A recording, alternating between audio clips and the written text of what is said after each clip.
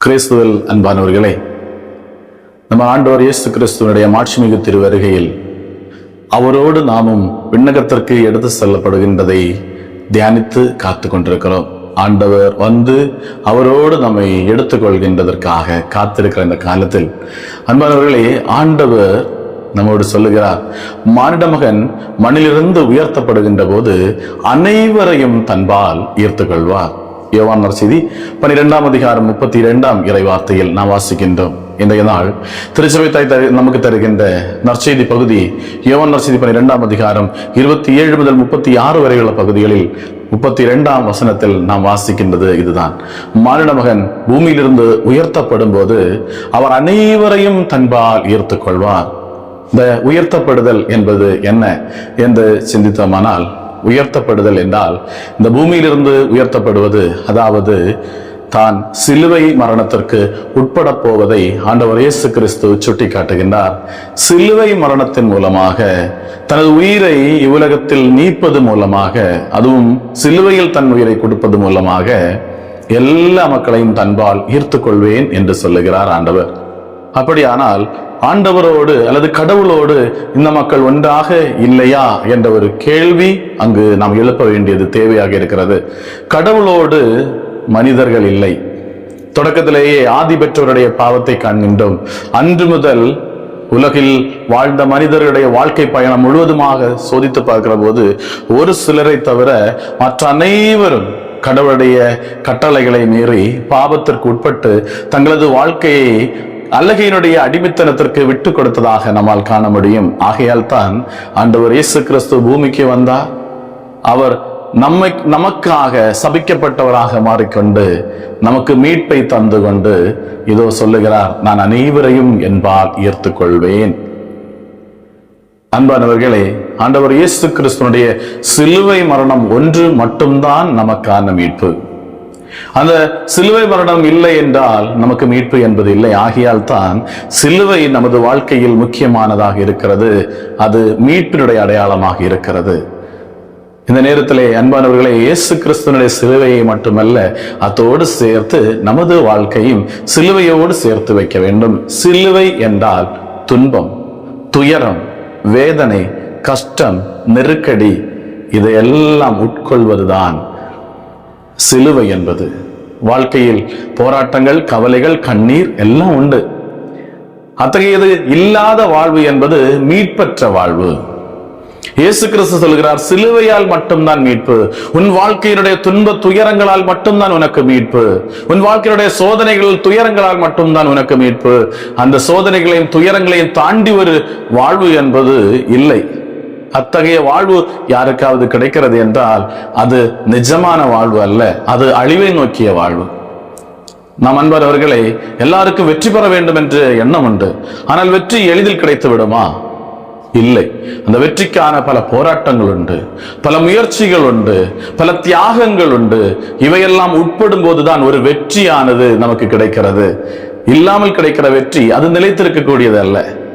அது ஏமாற்று வழியில் கிடைத்தது, குறுக்கு வழியில் கிடைத்தது, நிலைத்திருக்கக்கூடியது அல்ல. நாம் இன்று காண்கின்றோம், நிறைய மருத்துவர்கள் அல்லது என்ஜினியர்கள், நிறைய பட்டதாரிகள் எல்லாம் உருவாகி இருக்கிறார்கள். ஆனால் அறிவுடையவனும் தெளிந்து தெரிந்தவனும் மட்டும்தான் தனது வாழ்க்கை பயணத்தில் நிலைத்திருக்க முடியும். இல்லை என்றால் சரியாக கற்றுக்கொள்ளாத, சரியாக புரிந்து கொள்ளாத ஒரு என்ஜினியர் கட்டுகின்ற வீடும் அதனுடைய பாலங்களும் எல்லாம் இடிந்து உடனடியாக தரைமட்டமாகி பலருடைய உயிரை எடுப்பதை நம்மால் காண முடியும். அதுபோலவே ஒரு மருத்துவர், நன்றாக தேர்ந்து தெளியாத ஒரு மருத்துவர் சிகிச்சைக்கு என்ற போது அங்கு மரணங்கள் மட்டும்தான் நடக்கும், நல்ல வாழ்வு உருவாகாது. அன்பானவர்களை, இது போலவே விசுவாச வாழ்வும் நாளைய தினத்தை நோக்கியுள்ள நமது பயணமும், அதாவது விண்ணகத்தை நோக்கியுள்ள நமது பயணமும் எளிதில் வெற்றியாக மாறாது. மாறாக துன்ப துயரங்களோடு, தியாகங்களோடு எல்லா வாழ்க்கை பயணத்தை நாம் அனுபவித்து முன்னோட்டு போகிறது போது மட்டும்தான் அது உண்மையான வெற்றியாக மாறுகிறது. இன்றைய நாள் நற்செய்தி யோவான் நற்செய்தி 12ஆம் அதிகாரம் 27ஆம் இறை வார்த்தையில் வாசிக்கிறோம். ஆண்டவர் தன் தந்தையோடு ஜெபிக்கிறார், ஆண்டவரே, இதோ நேரம் வந்து விட்டதே, இது என்னிடமிருந்து எடுத்து மாற்றப்படுமா? இல்லை, இதற்காகத்தானே நான் வாழ்ந்திருக்கிறேன். ஆண்டவர் இயேசு கிறிஸ்து அங்கு ஒரு துயரத்தை, வேதனையை, கஷ்டத்தை அனுபவிக்க போகிறார். அதை எடுத்து மாற்ற முடியுமா என்று தந்தையோடு கேட்கிற இயேசு நமக்கு கற்றுத்தருவது, துன்ப துயரங்களை தாண்டி ஒரு மீட்பு என்பது உனக்கும் இல்லை, உன்னை சார்ந்தவர்களுக்கும் இல்லை.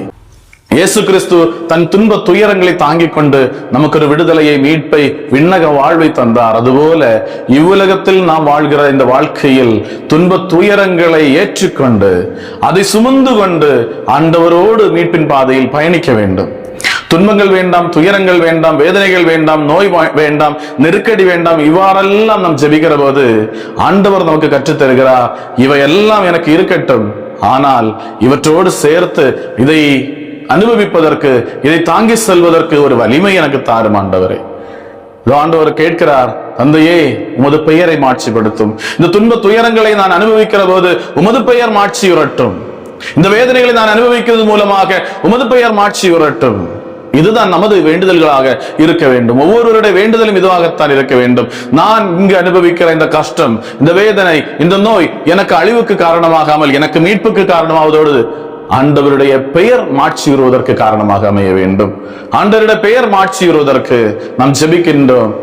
விண்ணுலகில் இருக்கின்ற எங்கள் தந்தையே, உமது பெயர் தூயது என போற்ற பெறுக, உமது ஆட்சி வருக, உமது பெயர் தூயது என போற்ற பெறுக என்று ஜெபிக்கிற அந்த ஜெபமானது எப்போது அது உண்மையாக மாறுகிறது என்று கேட்டால், நாம் துன்ப துயரங்களை சுமந்து கொண்டு ஆண்டவரை நோக்கி பயணிக்கிற போது. பல வேளைகளில் இன்று உலகம் துன்ப துயரங்களை கண்டு வேண்டாம் என்று சொல்லிக்கொண்டு அந்த துன்ப துயரங்களை அனுபவிக்கிற போது கடவுள் இல்லை என்று சொல்லுகின்ற ஒரு மனநிலை பலருடைய வாழ்க்கையில் கடந்து போகிற போது ஆண்டவர் கற்றுத் தருகிறார், உன் சிலுவை இல்லாமல், உன் நோய் இல்லாமல், உன் கஷ்டம் இல்லாமல், உனக்கு ஒரு சோதனை இல்லாமல் உனக்கு ஒரு விடுதலை வாழ்வு என்பது இல்லை. ஆகையால் அன்பானவர்களே, நாம் நமது வாழ்க்கையில் உள்ள துன்ப துயரங்களை ஏற்றுக்கொள்வதற்கு முதலில் கற்றுக்கொள்ள வேண்டும். இரண்டாவதாக, அந்த துன்ப துயரங்களோடு நாம் பயணிக்கிற போது கடவுளை முன்னில் கண்டு கொண்டு பயணிக்க வேண்டும். துன்ப துயரங்களை எல்லாம் அவரோடு சேர்ந்து நாம் அனுபவிக்க வேண்டும். ஆண்டவர் இயேசு கிறிஸ்துவை தந்தையோடு ஒப்புக் கொடுக்கிறார். இதோ எனது நேரம் ஆகி இருக்கிறது, துன்ப துயரங்கள் வரப்போகிறன, தந்தையே உமது பெயர் மாட்சியுறட்டும், நான் உமக்கு ஒப்புக் கொடுக்கிறேன். ஆண்டவருடைய சித்தத்தை நாடுகின்ற இயேசு கிறிஸ்து. கெத்செமனே தோட்டத்தில் நாம் இயேசு ஜெபிப்பதையும் காண்கின்றோம். அவர் ஜெபித்தது இதுவாய்த்தானே, உம் விருப்பம் நிறைவேறட்டும் ஆண்டவரே, நான் உமது சித்தத்திற்கு என்னை நான் ஒப்புக் கொடுக்கிறேன். நமது வாழ்க்கை பயணம் முழுவதுமாக ஆண்டவருடைய சித்தத்திற்கு விட்டு கொடுத்து வாழ்கின்ற வாழ்வாக மாறுகிற போது துன்பங்களும் துயரங்களும் கஷ்டங்களும் நோய்களும் நெருக்கடிகளும் ஒன்றுமே அது கடவுளுடைய சித்தம் இல்லாமல் வந்தது என்று தோன்றாது. மாறாக கடவுள் அனுமதித்திருக்கிறார். அவர் அனுமதித்தார் என்றால் நிச்சயமாக இதை தாண்டி செல்வதற்கான அருளையும் எனக்கு தருவார் என்ற நம்பிக்கை நிச்சயமாக நமக்குள் புலப்படும். அதுவேதான் ஆண்டவர் அந்த ஆசீர்வாதத்தை பெற்றுக் கொண்டார். உடனடியாக விண்ணிலிருந்து ஒரு குரல் முழங்கியதை கேட்கிறோம், மாட்சிப்படுத்தினேன், இனியும் மாட்சிப்படுத்துவேன் என்று வானதூதருடைய குரலை நாம் கேட்கிறோம், விவிலியத்திலே வாசிக்கிறோம். அன்பானவர்களே, ஆண்டவருக்கு மாட்சி கொடுத்து ஆண்டவரோடு சேர்ந்து நமது துன்ப துயரங்களை சுமக்கிற போது நமது வாழ்வு, நமது பின் தலைமுறை ஆசி வருவதை நாம் கண்கூடாக பார்க்க முடியும். நமது பின் தலைமுறை ஆசி வருவதை நம்மால் கண்கூடாக பார்க்க முடியும். அந்த ஆசீர்வாதத்தை ஆண்டவர் தருவார். ஆகிய அன்பானவர்களே, சிலுவை இல்லாமல் மீட்பு இல்லை. அந்த சிலுவையை தாண்டி ஒரு மீட்பு நமக்கு கிடைக்கிறது என்று யாராவது போதித்தார்கள் என்றால் அதற்கு பின்னால் செல்லாதீர்கள். உங்களுக்கு நோய் வருகிற போது, உங்களுக்கு கஷ்டங்கள் வருகிற போது, உனக்கு துன்ப துயரங்கள் வருகிற போது இதற்கெல்லாம் விடுதலை அங்கு இருக்கிறது இங்கு இருக்கிறது என்று சொல்லி யாராவது சொன்னால் ஓடாதீர்கள். ஏனெனில் அந்த குறுக்கு வழிகளை கற்றுத்தருபவர் ஆண்டவர் அல்ல. குறுக்கு வழிகள் எங்காவது இருக்கிறது என்று யாராவது கற்பித்தார்கள் என்றால் அவர்கள் பொய்யர்கள், ஏமாற்றுக்காரர்கள், உங்களை வஞ்சிக்க முயற்சிக்கிறார்கள். குறுக்கு வழியில் ஒருபோது வெற்றி என்பது இல்லை என்பவர்களை. நேரான மார்க்கத்தில், நேரான வழியில், சரியான பாதையில் இந்த துன்பங்களை சுமந்து கொண்டு அந்த துன்பங்களை கடவுளுடைய சிலுவையோடு சேர்த்து வைத்து நாம் மீட்பை நோக்கி பயணிப்போம். இறைவன் நம் ஒவ்வொருவரையும் ஆசீர்வதிப்பாராய்.